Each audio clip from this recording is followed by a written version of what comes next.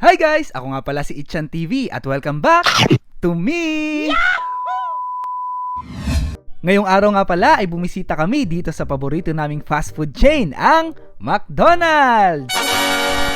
Lahat nga pala kami ay excited at sobrang enjoy dahil matitikman muli namin ang Crispylicious, Juicylicious Chicken Joy.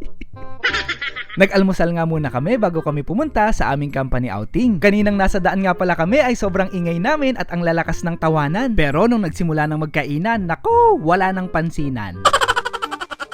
Mahaba pa nga ang aming biyahe kaya naman hinay-hinay lang sa pagkain mga ma'am at sir. Wala pa naman tayong baong diaper. O siya, kakain muna ng marami si Itchan TV.